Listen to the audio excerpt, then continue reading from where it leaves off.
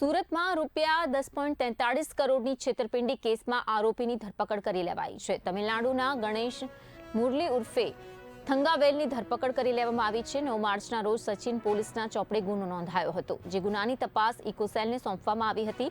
આરોપીએ આધાર કાર્ડમાં ચેડા કરી ખોટું એડ્રેસ બતાવી બનાવટી પેઢી ઊભી કરી હતી। શિવમ ટ્રેડર્સ નામની પેઢી ઊભી કરીને કર્ણાટકના મૈસૂર ખાતે કરોડોનો માલ મંગાવ્યો હતો।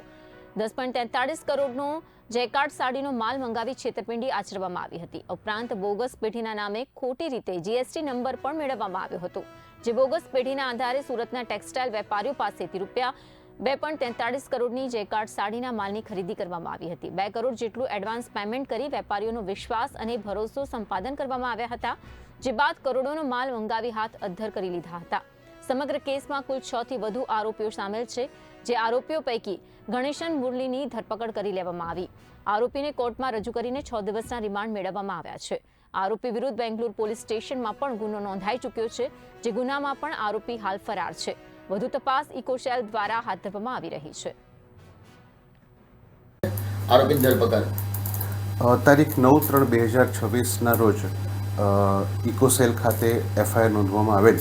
આ એફઆઈઆરની વિગત એવી છે કે ફરિયાદીશ્રીને તમિલનાડુના વેપારીએ પોતે સોશિયલ મીડિયાથી કોન્ટેક્ટ કરી અને તમિલનાડુમાં પોતાનો બહુ જ મોટો વ્યાપાર છે એ રીતનો વિશ્વાસ આપી અને ફરિયાદી સાથે વાતચીત કરી અને ત્યાંથી કુલ 10 કરોડનો માલ પોતે આરોપીઓએ મંગાવી લીધેલો।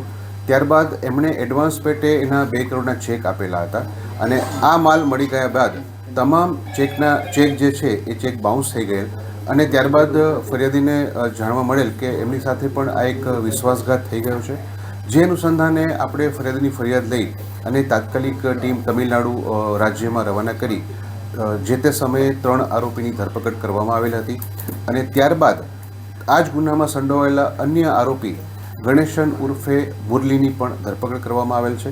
આ આરોપી જે છે એ પોતે અન્ય આરોપીઓ સાથે એક મેનેજર તરીકે કામ કરી અને સમગ્ર વ્યવસાયનું પોતે સંચાલન કરતો હતો અને જે માલ આવે છે એ માલ કોને આપવાનો તેમજ કયા પૈસા કયા અકાઉન્ટમાં ટ્રાન્સફર કરવા વગેરે તમામ બાબતની કાર્યવાહી હાલનો આરોપી કરતો હતો।